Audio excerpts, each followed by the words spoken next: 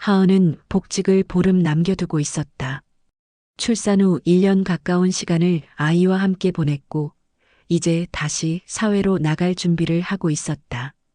작지만 단정한 이 아파트는 결혼과 함께 장만한 첫 보금자리였다. 비록 명의는 남편 단독이었지만 하은은 이 집을 자신의 손으로 하나하나 꾸렸다고 믿고 있었다. 그날은 이른 오후였다. 문 앞 초인종이 울렸고 그녀는 익숙하게 인터폰을 눌렀다. 화면 속에는 시어머니 이복자와 조옥자 숙모가 짐을 들고 서 있었다.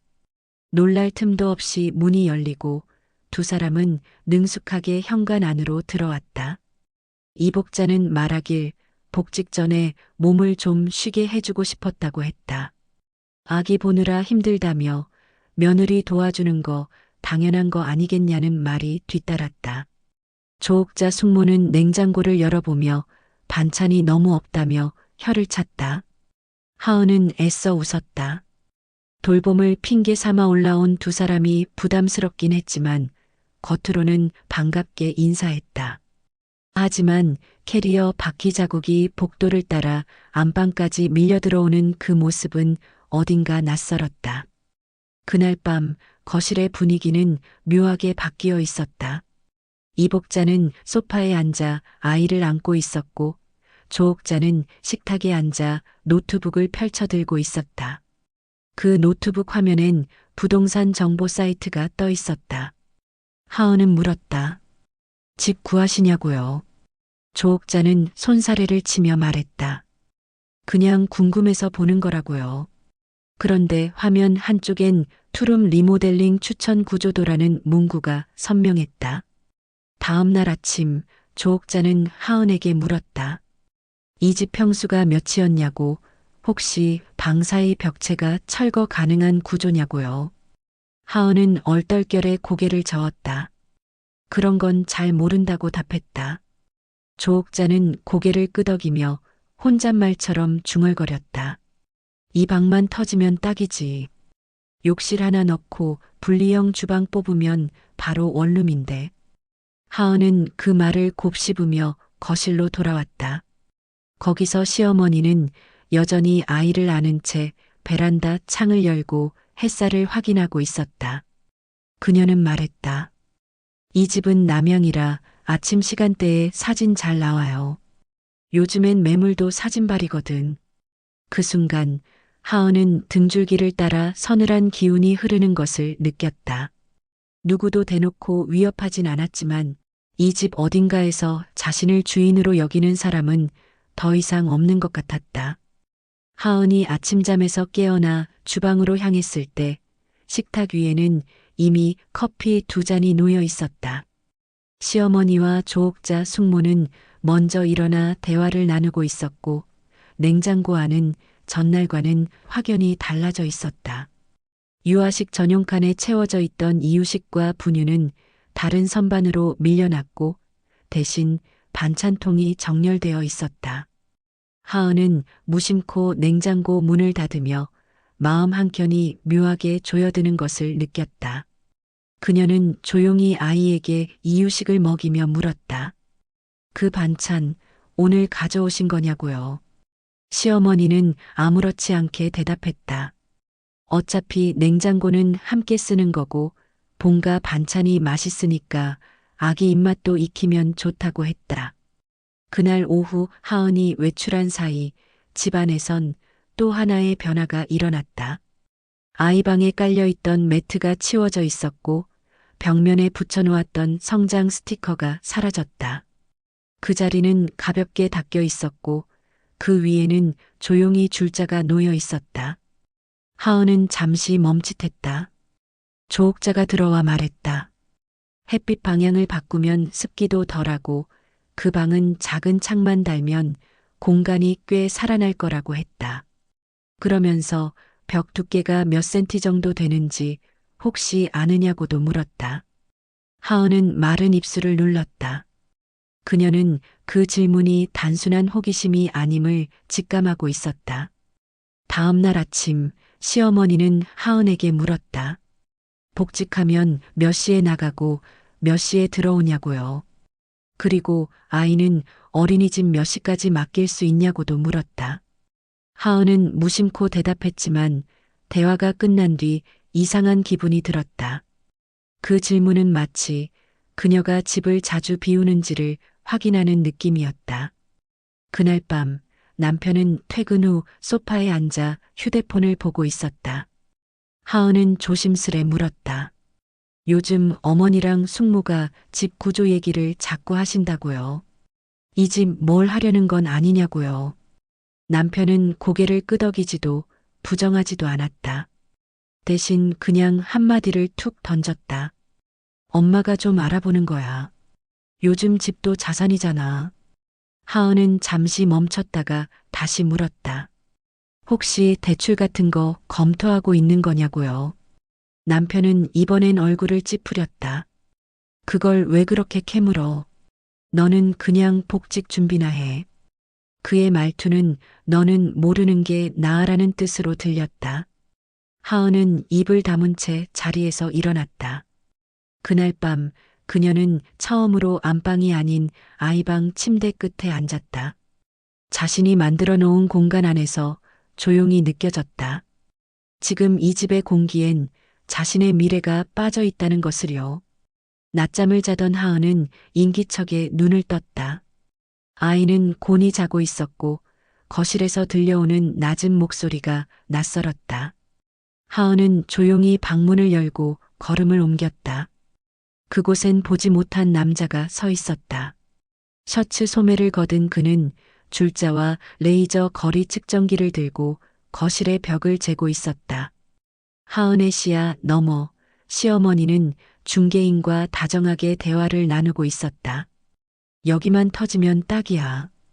욕실은 안쪽에 하나만 넣고 방 2개를 가벽으로 나누면 돼요. 조옥자 숙모는 거실 구석에서 치수 스케치에 열중하고 있었다. 하은은 놀란 눈으로 물었다. 이게 대체 무슨 상황이냐고요?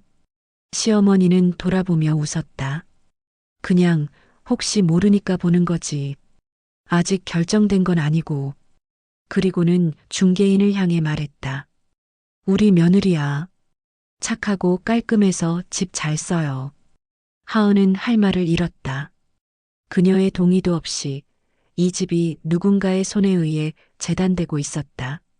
그 순간 아이방 쪽으로 가던 중개인이 입을 열었다. 아, 여긴 딱 간이 주방 내기 좋네요. 배선도 바깥쪽으로 돌리면 되겠어요. 그 말에 하은은 한 걸음 물러섰다. 그들이 주방으로 삼으려는 곳은 아이가 자는 방이었다. 그 방에는 아직도 하은이 손수 붙인 이름표와 성장 기록표가 그대로 붙어 있었다. 하은은 남편에게 전화를 걸었다. 받지 않았다. 메시지를 남겼다. 지금 집에서 무슨 일이 벌어지고 있는지 아느냐고. 몇 시간 뒤 도착한 답장은 단 3글자였다. 엄마랑 상의해. 그날 저녁 하은은 무거운 마음으로 아이와 저녁을 먹였다. 숟가락을 들고도 밥이 넘어가지 않았다. 그녀는 알아버렸다. 이 집에서 자신은 거주자가 아니라 통과 의뢰라는 것을. 중개인은 돌아가며 말했다. 임대 전환은 가능해 보입니다. 등기부는 깨끗하니까요. 다만 거주자가 많으면 조금 복잡하긴 하죠. 그 말은 하은이 걸림돌이라는 뜻이었다. 시어머니는 그 말에 고개를 끄덕였다. 조옥자는 주방을 둘러보다가 중얼거렸다. 그냥 잠깐 친정가 있는 게 낫겠네. 요즘은 아이도 조부모랑 사는 게 더 안정적이라잖아. 그 순간 하은은 깨달았다. 이들은 단지 계획이 아니라 실행 단계에 접어들었다는 것을. 그리고 그 실행에서 자신은 빠져도 되는 이름이라는 것도요. 하은은 조용히 거실 서랍을 열었다. 남편이 평소 서류를 모아두던 철제 보관함이 있었다. 열쇠는 이미 그녀가 알고 있는 조합이었다. 남편은 숨기는 걸 잘 못하는 사람이었고 그 점이 하은을 늘 안심시켜 왔다. 하지만 그날따라 안심은 불안의 뒷면처럼 느껴졌다. 보관함을 열자 제일 위에 놓인 건 은행 로고가 박힌 서류였다. 대출 심사 신청서. 신청인은 남편 단독이었지만 하단에는 공동 거주자 동의 여부란이 비어 있었다. 그 아래엔 설계 도면이 첨부되어 있었고 도면 상에는 현관 옆방에 간이 주방 설치 가능이라는 메모가 붙어 있었다. 더불어 A 사용지로 출력된 문서 하나. 문서 제목은 수익형 리모델링 전환 계획서. 작성자는 부동산 투자 컨설팅 업체였고 하단에는 시어머니의 자필 메모가 덧붙어 있었다. 며느리 복직 후 공실 확정 리모델링 일정 조정. 하은은 그 문장을 다시 읽었다. 복직 후 공실이라는 단어. 그 말은 곧 이 집에서 자신은 거주자가 아닌 퇴거 대상으로 예정되어 있다는 뜻이었다. 순간 아이방에서 들려오는 옹알이 소리에 그녀는 정신을 차렸다. 그 작은 소리가 이 집에 남아있는 유일한 사람 같았다. 그날 저녁 하은은 남편과 마주 앉았다. 그는 태연했다. 서류를 받냐는 말에도 당황하지 않았고 오히려 무덤덤하게 말했다. 그냥 가능성 본 거야. 지금은 월급으로 버티는 것도 한계잖아. 너도 복직하면 바쁠 텐데 애도 친정에서 보면 편하고. 이 집 좀 활용하자. 하은은 조용히 물었다. 그럼 나는요? 나는 여기서 뭘로 남냐고요? 남편은 대답하지 않았다. 대신 컵을 들고 일어났다. 그리고 뒷모습으로 말했다. 넌 어차피 하루 종일 없을 거잖아. 그날 밤 하은은 아이의 옷장을 열었다. 자신이 고른 작은 잠옷, 발목 양말, 코끼리 무늬가 박힌 블랭킷이 걸려 있었다. 이 집이 완성된 건 남편도 시어머니도 아니었다. 오직 그녀의 시간과 손길이었음을 그날 처음으로 명확히 느꼈다. 하지만 지금 이 집의 계획 안에 그녀는 없었다. 그날 오후 하은은 어린이집 상담을 마치고 서둘러 집으로 돌아왔다.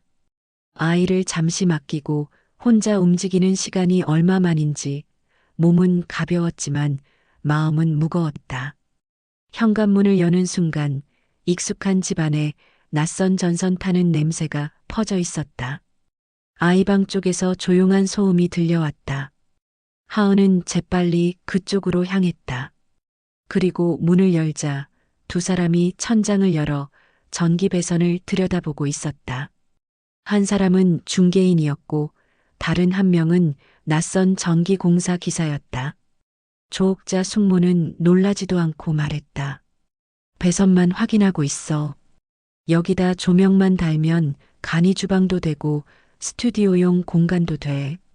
그러고는 매트를 걷어낸 자리를 손바닥으로 짚으며 덧붙였다. 물이 안 쓰는 구조라 공사비도 적게 들겠더라고. 하은은 아무 말도 할 수 없었다. 아이의 이름이 적힌 매트는 한쪽 구석에 말려 있었고 그 위에 공구가 올려져 있었다. 사진 액자, 장난감 수납함, 성장 스티커, 그 모든 것이 조용히 치워져 있었다. 그녀는 말했다. 여긴 제 아기 방이에요. 조옥자는 그 말에 어깨를 으쓱하며 대꾸했다. 그래도 지금은 안 쓰잖아. 어차피 낮엔 어린이집 가 있을 거고. 그러고는 덧붙였다. 잠깐 빼놨다 다시 넣어주면 되지. 공사야 하루 이틀이면 끝나. 그 순간 하은의 머릿속이 하얘졌다. 빼놨다 다시 넣는다는 말 속엔 아기도 엄마도 없었다. 오직 공간만 있고 활용만 있을 뿐이었다. 그날 저녁 하은은 남편과 마주 앉았다. 조용히 물었다. 당신 언제부터 알고 있었어요? 남편은 대답하지 않았다.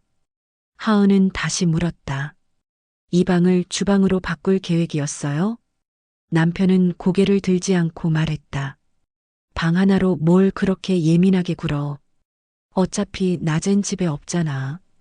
너 복직하면 애는 친정에서 보는 게 낫고. 그 말에 하은은 숨이 턱 막혔다. 애는 친정에서 본다는 말은 곧 엄마로서의 자리조차 없다는 선언이었다. 공간만 치워진 게 아니었다. 역할까지 삭제되고 있었다. 그날 밤 하은은 아이를 품에 안고 있었다. 조용히 속삭였다. 여긴 이제 우리 방이 아니래. 그리고 그 순간 그녀는 마음속에서 결정이 만들어지고 있다는 걸 느꼈다. 무너지기 직전의 고요함. 그 안에 단단한 결심 하나가 자리 잡고 있었다.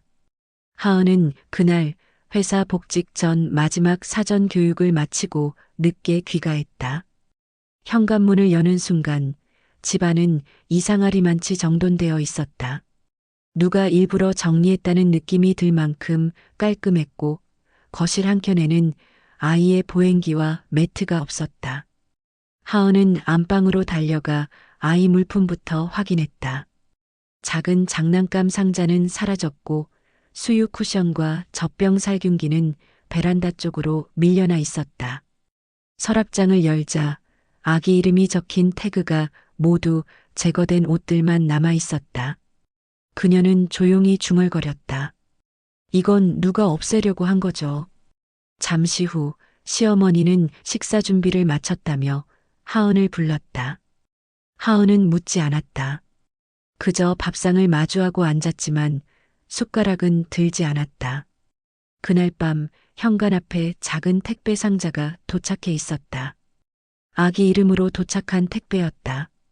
하지만 송장은 수취인 불명으로 반송 표시가 붙어 있었다. 누군가 문 앞에서 택배를 열어보지도 않고 돌려보낸 것이었다. 하은은 그 상자를 품에 안고 아이 방으로 들어갔다. 그리고 결정적인 걸 발견했다. 문패가 사라져 있었다. 아기의 이름이 적힌 자석 문패. 그 작은 표식 하나가 이 방이 누구의 공간이었는지를 알려주는 유일한 징표였다. 그 다음 날 남편은 늦지막이 퇴근해 와서는 하은에게 말을 꺼냈다. 앞으로 애는 주말마다 봐. 평일엔 내가 바쁘니까. 친정에서 며칠 있으면 편할 거야. 하은은 아무 말도 하지 않았다. 그 대신 고개를 숙이고 아이의 이불을 털었다. 남편은 등을 돌린 채 방으로 들어가 버렸다. 그날 밤 하은은 천천히 옷장 문을 열었다. 그리고 작은 가방 하나를 꺼내 바닥에 놓았다. 거기에 아이의 물건을 하나씩 담기 시작했다. 블랭킷, 물티슈, 아기컵, 손톱가위, 작은 이름표 하나. 그녀는 그날 처음 집을 정리하는 사람의 손길로 움직이고 있었다. 하지만 그 정리는 도망이 아니었다. 그건 명확한 선긋기였다. 여기서 내가 사라지는 것이 아니라 너희의 계획을 벗어나겠다는 뜻이었다. 새벽 4시 하은은 눈을 떴다. 아이는 조용히 자고 있었고 집안은 처음으로 평화로웠다. 하지만 그 평화는 그녀에게 허락된 것이 아니라 그녀가 곧 떠날 예정이기 때문에 가능한 침묵이었다. 하은은 천천히 일어났다. 장롱 깊숙이 넣어두었던 작은 캐리어를 꺼냈다. 그리고 이미 접어둔 아이 옷가지를 차례로 넣었다. 분유, 블랭킷, 체온계, 그리고 마지막으로 이름표 하나. 그건 아이가 처음 병원에서 받은 출생 표식이었다. 그녀는 모든 것을 조용히 한 번도 문을 두드리지 않고 진행했다. 주방에서 보온병을 꺼내고 외투 안주머니에 주민등록 등본 사본을 넣었다. 그리고 현관 앞에서 한 번 집안을 돌아보았다. 소파 위에는 시어머니가 놓고 간 서류철이 놓여 있었다. 그 안엔 임대계약서 초안이 들어 있었다. 그녀는 그 철을 그대로 놔두고 단 하나의 말도 남기지 않은 채 문을 열었다. 아파트 복도에는 겨울 새벽에 찬 기운이 감돌았지만 하은은 떨지 않았다. 그녀는 아이를 안고 계단을 걸어 내려갔다. 엘리베이터는 기다리지 않았다. 그 몇 걸음이 더 그녀의 선택처럼 느껴졌기 때문이었다. 도착한 곳은 친정 근처의 임시 거처였다. 원룸이었고 가구는 간이 침대 하나뿐이었다. 하지만 그 방엔 아무도 그녀를 내몰지 않았다. 아이를 침대에 눕힌 하은은 조용히 등을 기댔다. 그제야 처음 눈물이 흐르기 시작했다. 무너지려는 마음이 아니라 제대로 선택한 사람만이 흘릴 수 있는 눈물이었다. 하은이 떠난 집은 눈에 띄게 달라져 있었다. 소파엔 먼지가 쌓이기 시작했고 아이 방은 더 이상 누군가의 생활 흔적을 담지 않았다. 이름표가 사라진 그 방은 깨끗했지만 기이하게 비어 있었다. 모든 것이 제자리에 있는데 정작 살고 있는 사람이 없었다. 며칠 후 시어머니와 조옥자 숙모는 다시 부동산을 찾았다. 임대 계약을 마무리 지으려던 날이었다. 하지만 중개사는 난처한 얼굴로 말했다. 은행 쪽에서 대출 승인이 보류됐다는 소식이 전해졌다고 했다. 이유는 간단했다. 공동 거주자의 거주 확인이 철회되었고 주민등록상 전출이 확인되었기 때문이었다. 그리고 며칠 전 하은은 직접 은행에 연락해 담보 제공 관련 배우자 동의서의 철회를 요청했었다. 그 한 통의 요청이 시어머니와 남편의 계획을 송두리째 흔들어 버렸다. 중개인은 말했다. 현재 상황에선 임대 등록도 어렵고 담보 가치도 재평가가 들어갈 겁니다. 시어머니는 아무 말도 하지 못했고 조옥자는 가방을 닫으며 말했다. 처음부터 애가 그렇게까지 반응할 줄은 몰랐네. 남편은 하은의 단톡방 메시지를 다시 확인했다. 그 안엔 더 이상 추가 메시지는 없었지만 이미 모든 대답은 끝나 있었다. 하은은 침묵으로 모든 문을 닫았고 이제 그 침묵은 계약을 막는 법적 벽이 되었다. 한편 하은은 친정 근처 작은 거처에서 아이와 함께 조용한 생활을 시작하고 있었다. 아침마다 공원을 산책하고 작은 접이식 테이블에서 아이와 밥을 먹었다. 휴대폰 속에는 이직을 위한 포트폴리오 파일이 조금씩 채워지고 있었다. 상담센터에서 만난 사람들과의 대화도 그녀에겐 작은 힘이 되었다. 어느 날 한 강사가 말했다. 당신은 퇴거당한 게 아니라 계획에서 벗어난 사람입니다. 그 말은 하은의 마음속에서 오래 울렸다. 어느 날 아이가 그림을 그리며 말했다. 여기가 우리 집이야? 하은은 웃으며 말했다. 응, 우리 둘이 사는 집. 창문을 열면 낯선 골목이 펼쳐졌다. 하지만 그 안에서 하은은 처음으로 숨을 깊게 내쉴 수 있었다. 그녀는 되돌아가지 않았다. 되돌릴 이유도 없었다. 이 집은 크지 않았다. 하지만 여긴 오롯이 하은이 선택한 공간이었고 지켜낸 존재의 자리였다.